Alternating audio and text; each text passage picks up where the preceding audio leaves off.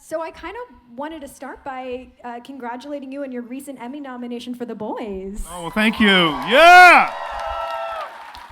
Yeah, I'm really honored and excited. This is my 6th nomination, which means it's my 6th win. When you're nominated, it's a win. When you're being, I'm firmly convinced that people that we're honored to be seen, to be acknowledged, to be recognized. And so to be nominated is to be recognized. It's wonderful. Absolutely. So I guess we'll talk about The Boys first. So obviously Stan Edgar, I feel like is almost scarier than the Supes because or more dangerous because he doesn't have superpowers almost. Do you think that he actually believes in Vought's mission, or do you think he more wants to profit from it?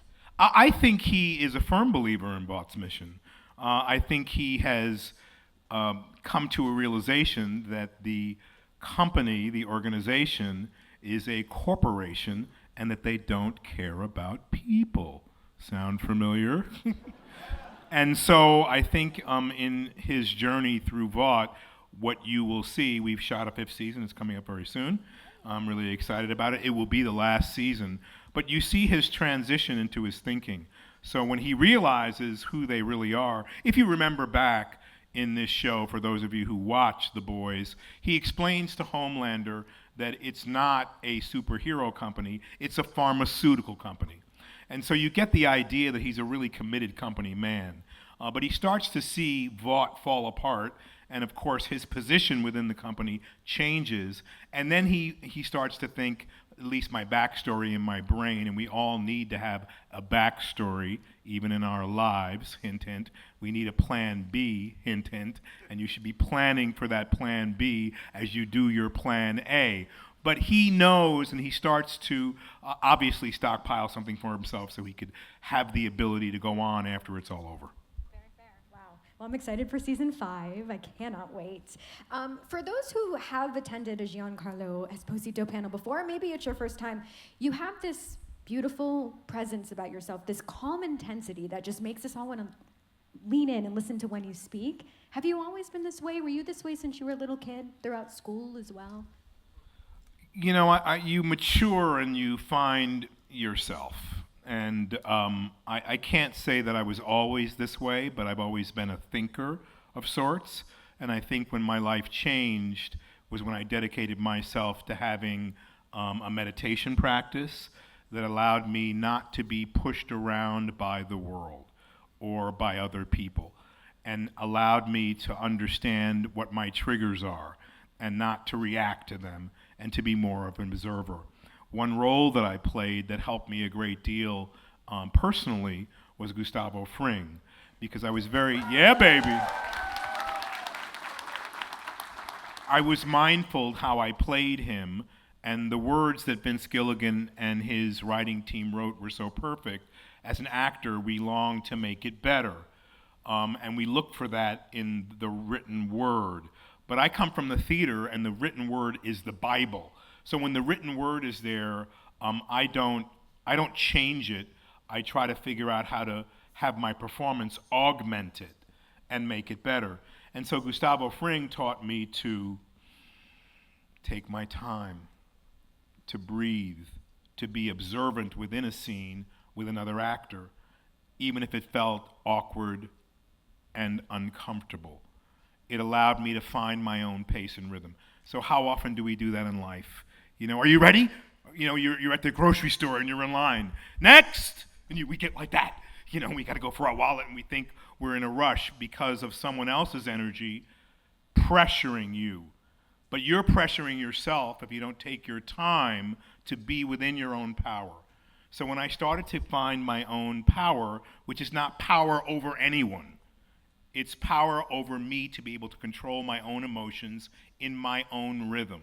When you find that, it changes your life because you're not pushed around by anyone else's whim or their impatience or how they're feeling.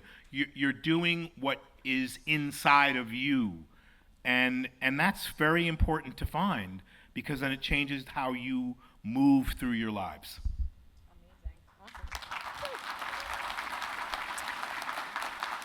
So before we get to questions from our friends, obviously you've gifted us so many wonderful performances, and I'm going to use this word in quotes, villains, right? Because I don't know if you look at them that way.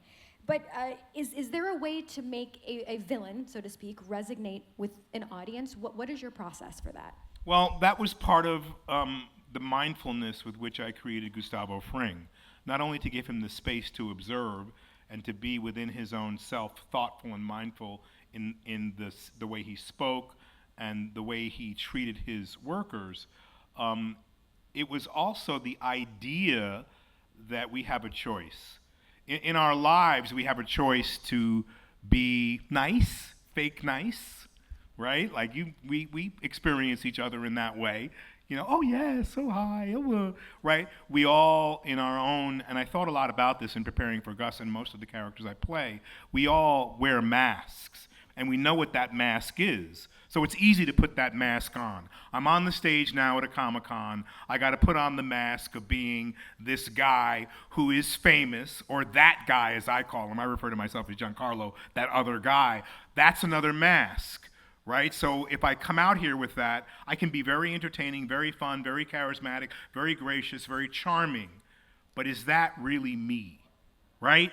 So I choose to figure out how to lose the mask and show you who I really am by speaking to you as I am from me. So, villain, we have a choice.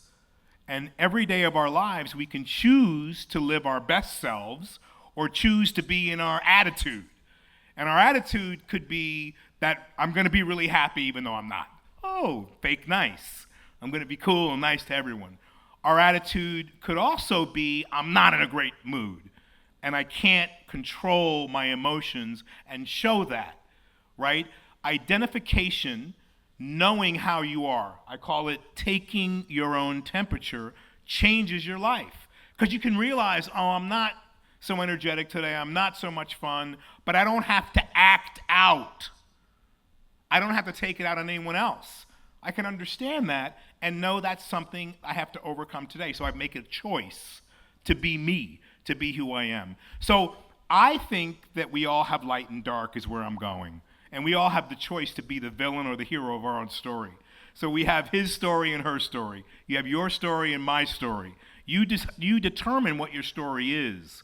And so if you take your own temperature, you're able to figure out where you're at, and then you're able to figure out how to move and navigate your day from an authentic, original place.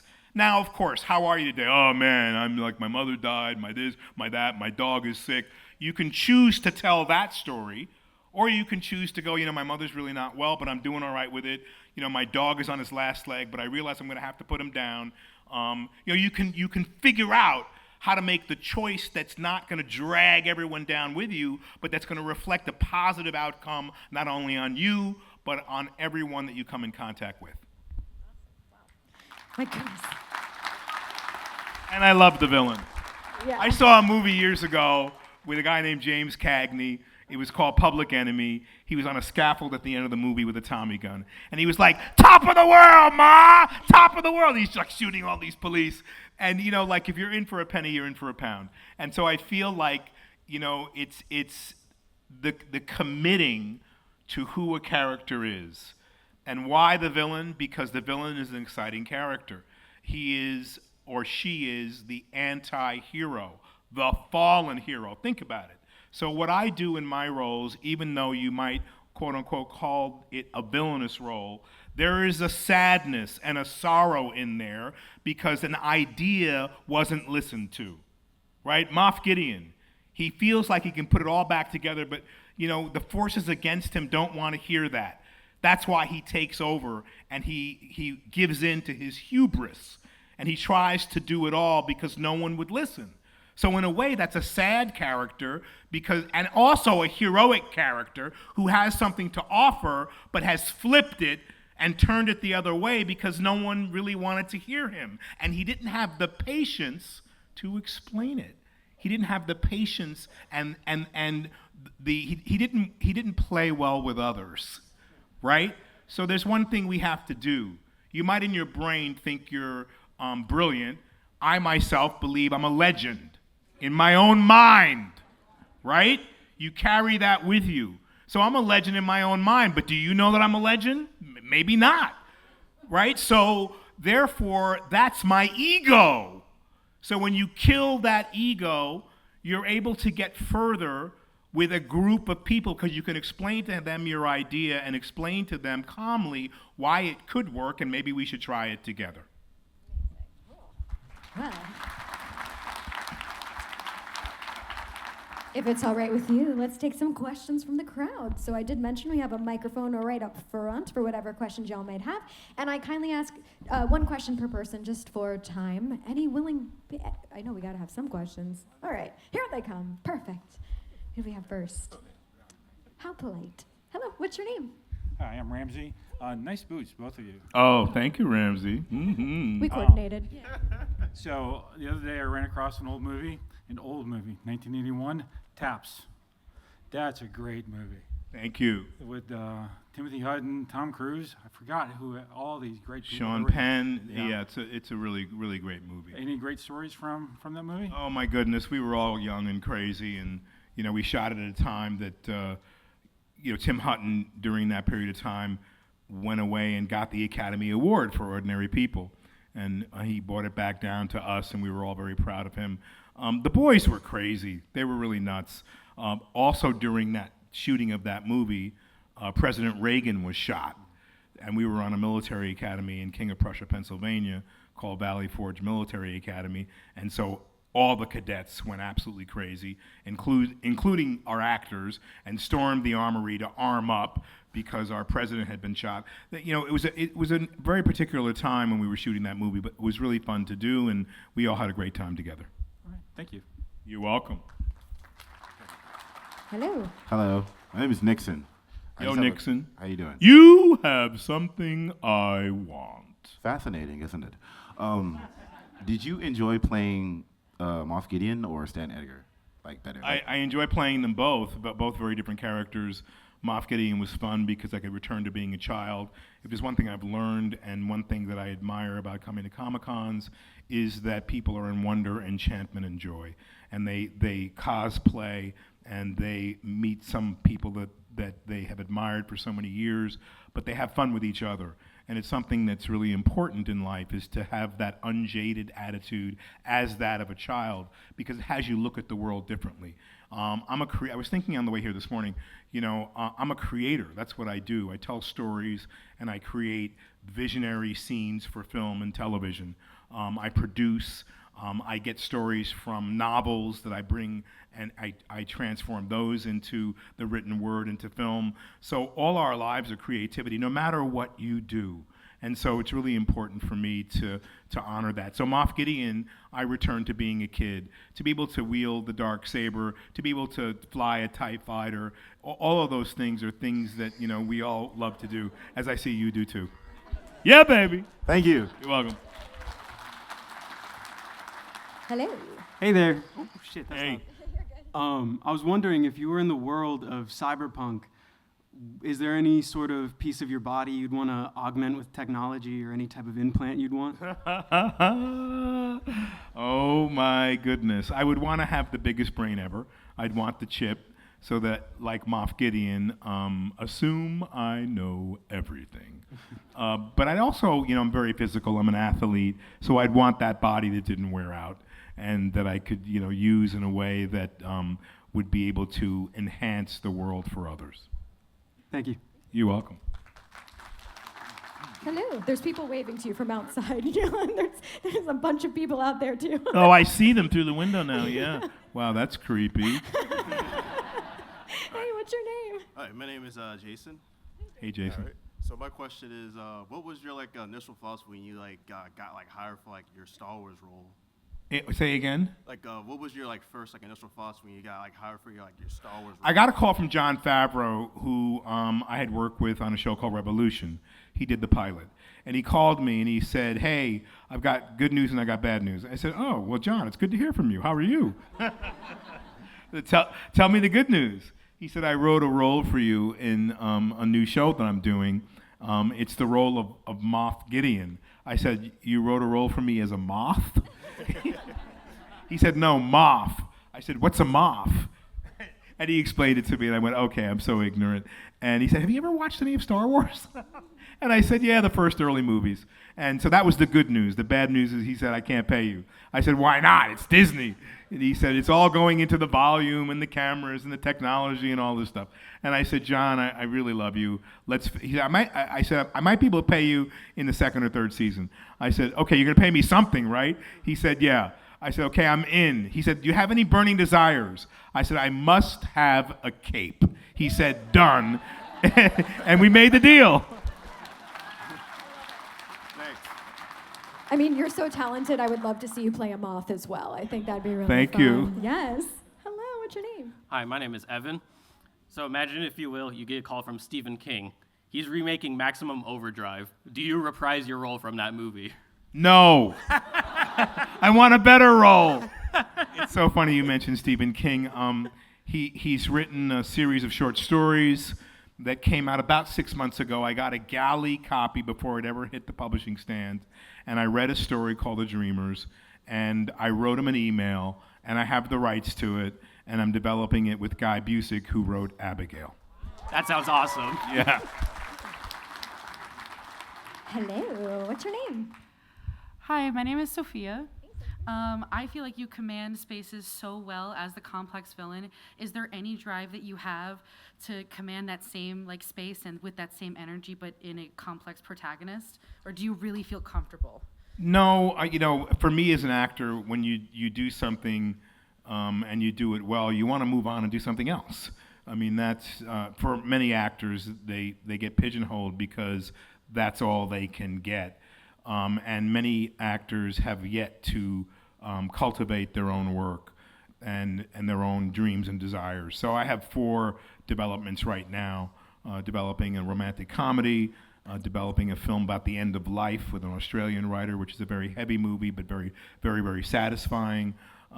Also developing, I mentioned the Stephen King piece already, but an action picture called Bygone, which we are going to shoot in January. So, and I play a role that is more of a hero kind of role. So I look to expand, my toolbox and what I do and refine it as opposed to doing the same thing over and over again. No, that's amazing. I love that. Thank you. Sonia, can you help us out? Do you mind? We have a friend in the audience that wanted to ask a question. Where are they? We're over here. We're over there. Okay. Thank you, Sonia. Of course. All right. Hello. What is your name? Thank you. Oh, I called it. Oh, you got. Oh, sorry. Thank you. My name is Brian Lewis, and I want to say how you say it. Gracias por ser usted, Señor Esposito. De nada.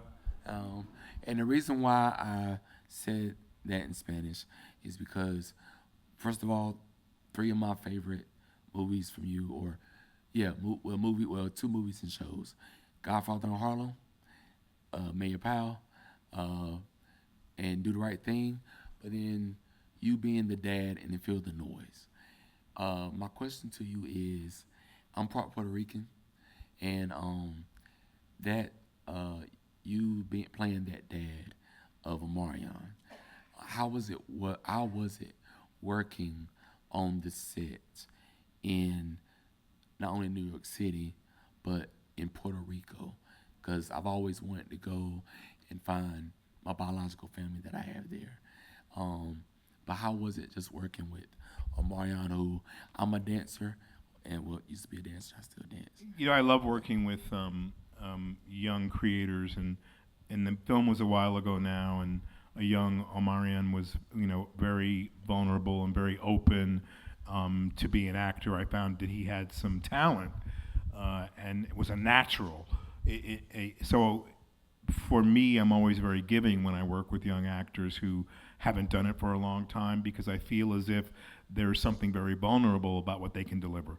So it was wonderful to work with him and to play. That was probably one of the earliest father roles I had ever played. To be in Puerto Rico was wonderful because, the one thing about being an actor is it takes me all over the world.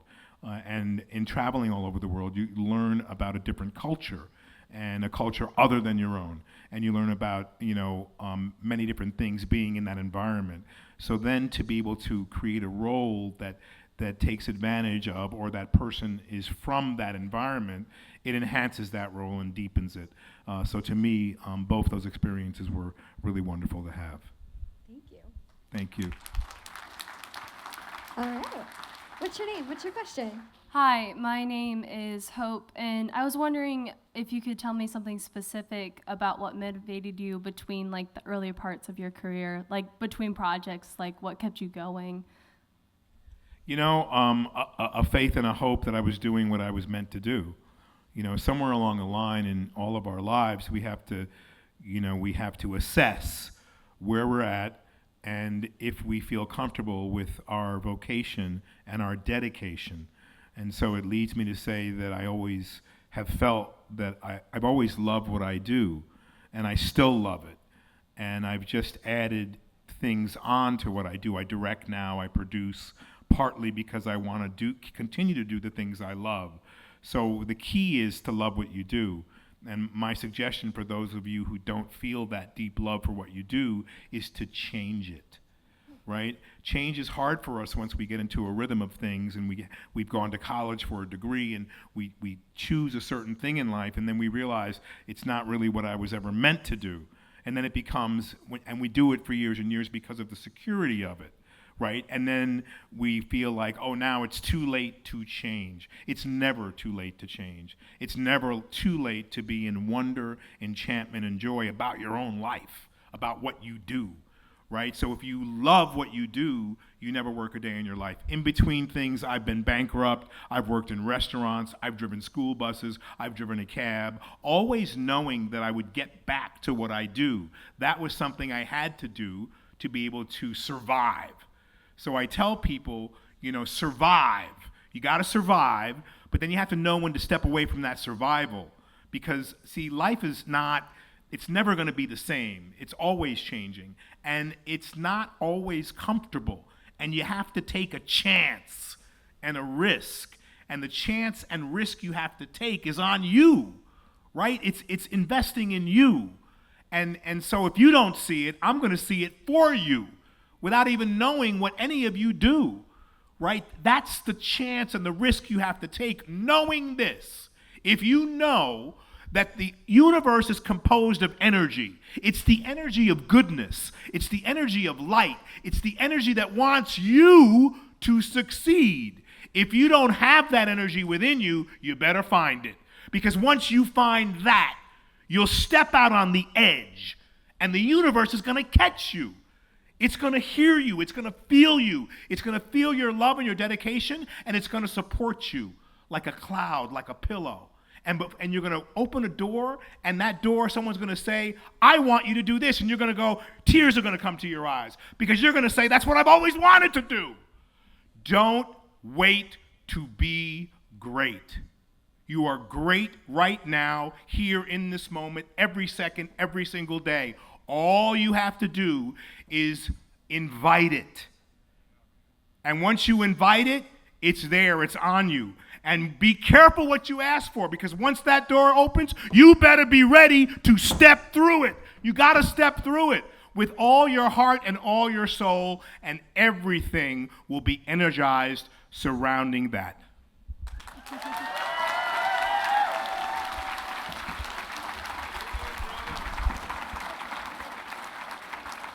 Thank you very much. You're welcome, Hope. Amen. Oh my God. Okay. My name is Tawana. You've already answered 2 of my questions. So now I'm asking you, what was your favorite project you worked on? Every single one of them. Every single one. You killed it. I have to tell you, I started doing something in my work, I guess about 10 years ago, was assigning myself one task, one thing that I needed to achieve, to learn from whatever the experience was. One thing that I needed to achieve as an actor and a character that I didn't already have in my toolbox, and how could I go about doing that? And so I say and I mean it, each project has taught me something, because I've asked for it too. I didn't, like we get a job and, okay, oh gosh. Okay, let me break it down for you. There's a couple 4-letter words, okay? The one that most of us know because I have 4 daughters, I have households, I got people's mouths, I got to feed people, put people in school, all this stuff. So we have WORK, 4-letter word, right? And we think of that word, it conjures up something, right? Some could be good, could be arduous, could be, I'll never be able to stop working because of all of my responsibility. Then we have another 4-letter word, PLAY. Right? And I am blessed to play. Play as a child is play with no responsibility, right? Because you go out to play and then the bell rings or your mother's calling you to come home for dinner. Everything is taken care of. Play as an adult can be equally as fun, but there's a remuneration that comes along with it and a satisfying feeling when you achieve what you want through that play. Flip your head around here, right? Right? No matter what you do, there's an essence of it that's meant for you because it's your story and you've chosen it. So allow it to be a certain amount of play. All right? So there's another 4-letter word, and it correlates to what I've already talked about. LOVE. Everything is love. Right? Everything is love. It all comes back to love.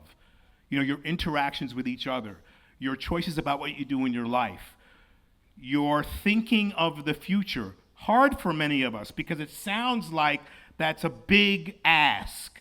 But if you think of PLAY and your future, or you think of LOVE and your future, then you're thinking about all of these unexpected and wonderful imaginary things that are going to happen for you that are going to make you be in love again, in love with your vocation, in love with your families, in love with life.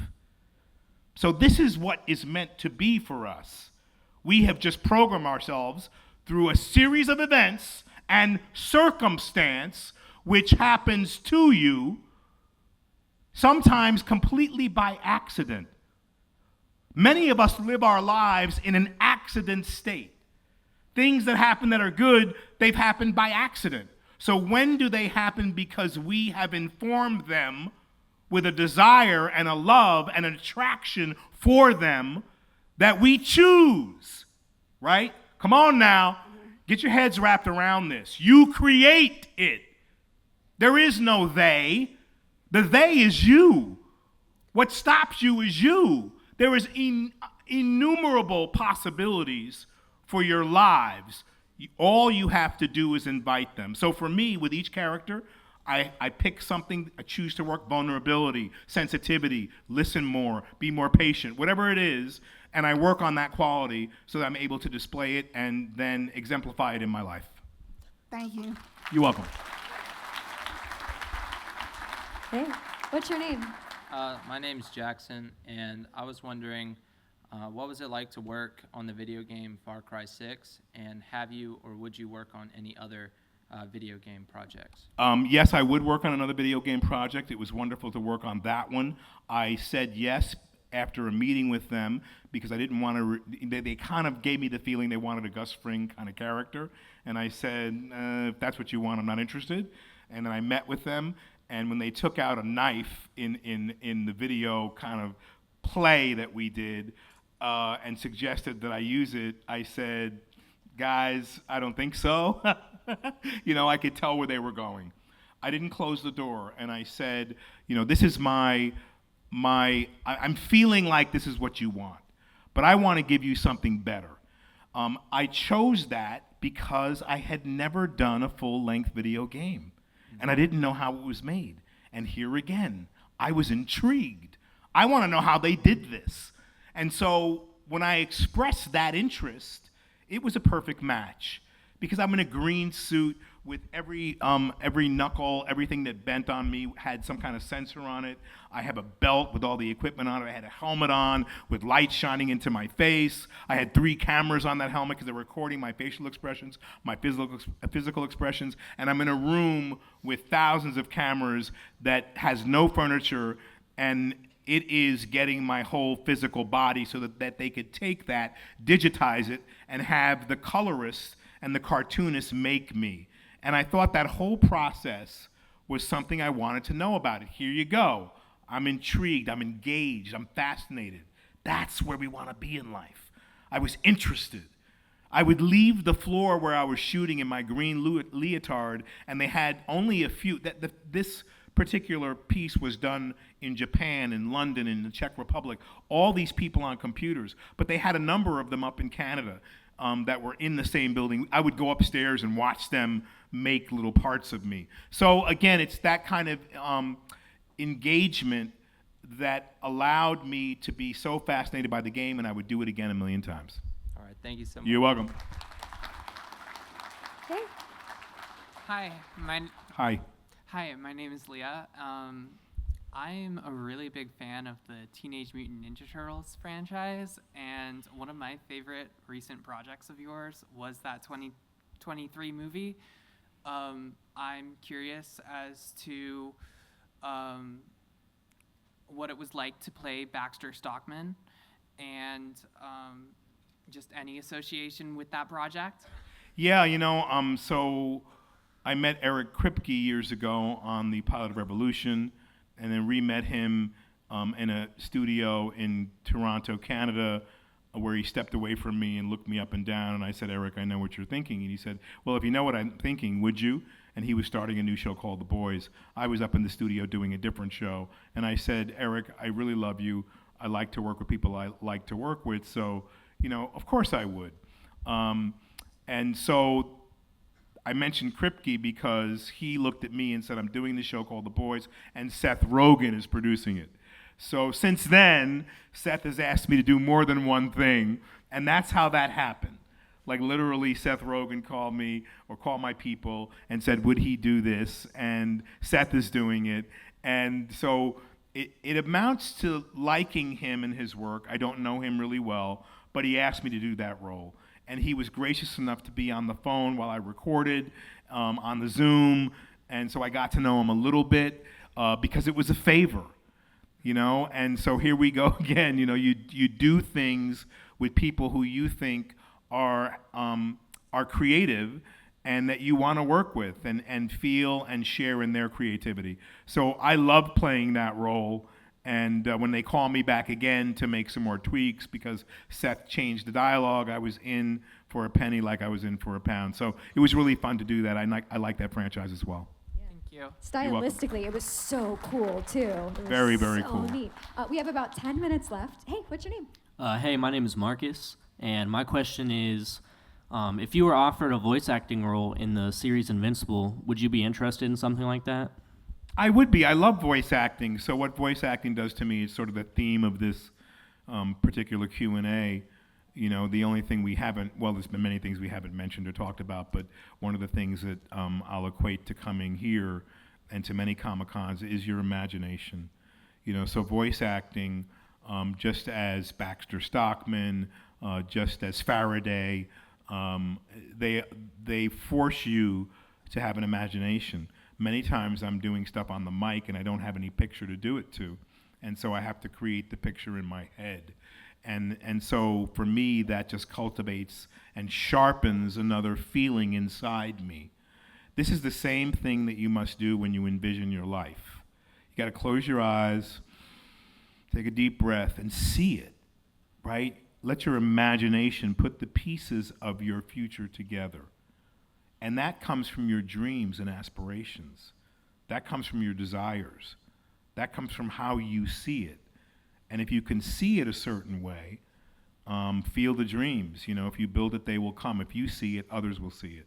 But more than anything, you'll be able to bring it to fruition. So for me, it's a belief that I have, and being on the mic and maybe doing something like Invincible would, again, create the vision for myself that I've always had. And it deepens and sharpens my imagination. Thank you. You're welcome. Thank you. Hey. Hi, my name is Erin. So I know you were in several Spike Lee films earlier in your career. So could you tell us how you first became acquainted with Spike Lee and how you began working with him? Yeah, I was doing a play at the Negro Ensemble Company called Zoo Man and the Sign, written by a Pulitzer Prize winner, Charles Fuller from Philadelphia.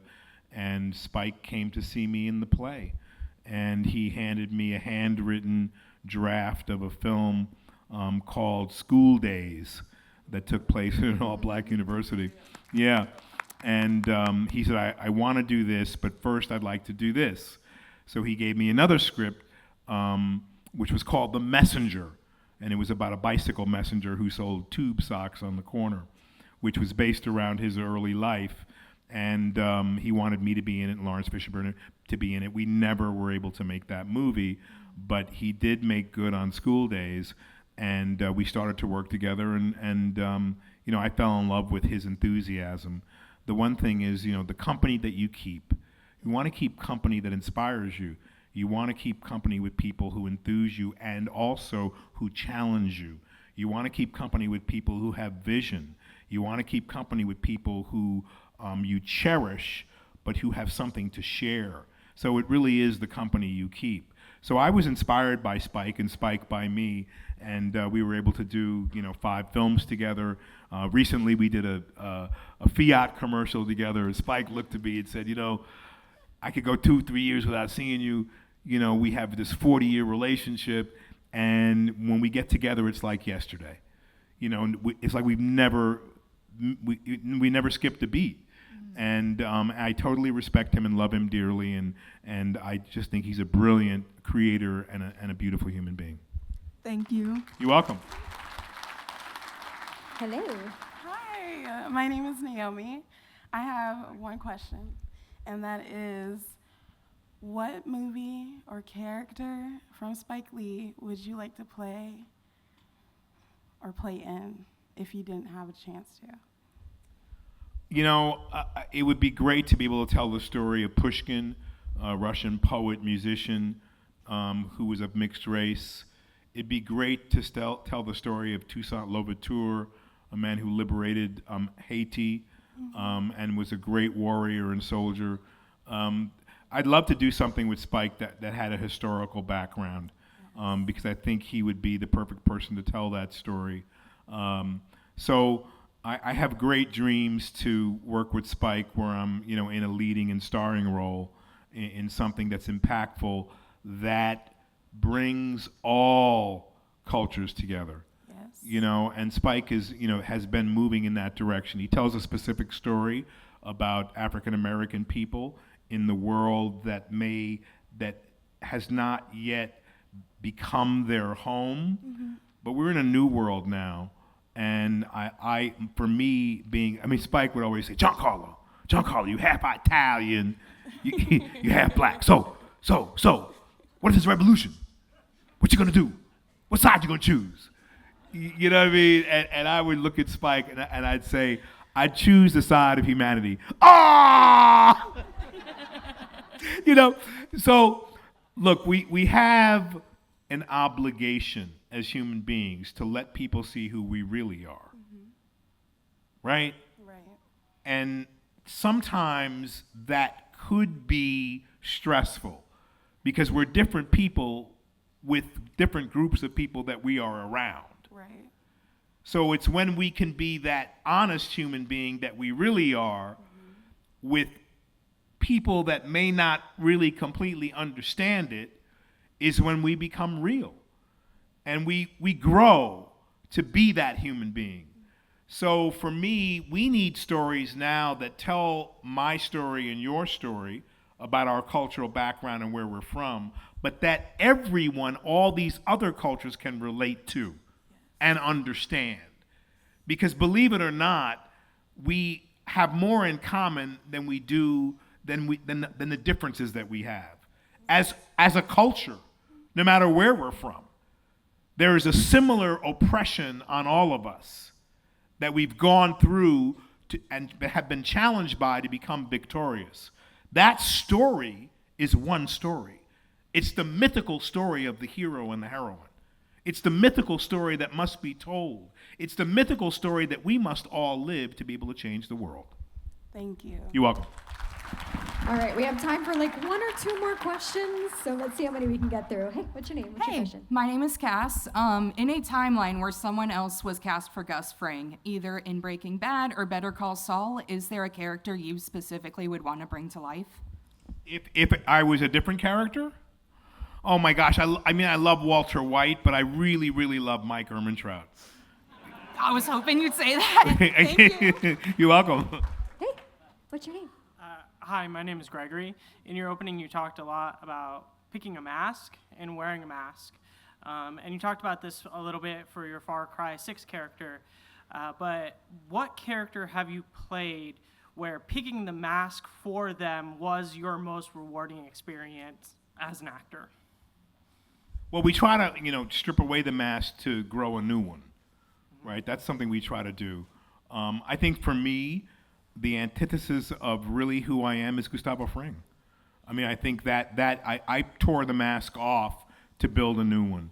And for me to be patient, observant, to teach Lyle how to clean the fryer, I'm the most impatient person in the world. You know what I mean? To be patient, all of those things really grew me. I mentioned how much that character grew me. It grew me in those ways because it allowed me to take time and to allow me to act without words. And that's an actor's dream. Thank you. You're welcome. I think we can squeeze in one more. Let's try. What's your name? What's your question? My name is Morgan, and I'm going to ask a very apparently uncommon one. What was the best part about working on Once Upon a Time? Oh, I love that because I love fairy tales, and I love the fact that these fairy tales were grim and weren't always the happy ending. And to me, many of life's challenges grow us. And so I loved that show because I loved, working with the Evil Queen, with Lana Parrilla.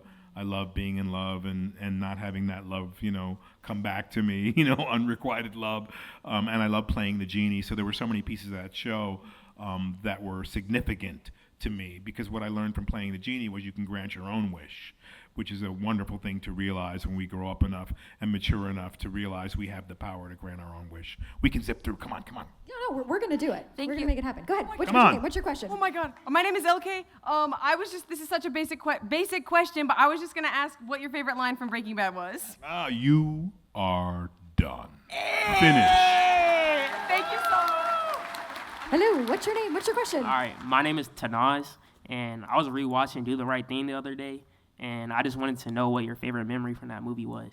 Oh my goodness! I mean, I loved the profound. I mean, how come you get no brothers on the wall? I love the stuff in the pizzeria with Danny Aiello. I loved him as an actor. I'm sorry to see that he's passed away, but the stuff in the pizzeria was profound for me. All right, thank you. You're welcome. Hello, what's your name? What's your question? Hey, what's going on, brother? Hey. My name is Darius. So earlier you told the crowd you're a creator. So I have a question for the creator in you. So if you had an unlimited budget, what kind of movie would you make? And who would you have as the leading role besides yourself? Oh my goodness. Oh my goodness. That's a difficult question. There are a lot of actors that I love. I would have to say, up there for me are Michael B. Jordan, Anthony Hopkins is up there. I think it would be, I don't know, it would be a tale that has to do with the future and the past. And I think it may even be the story of King Solomon.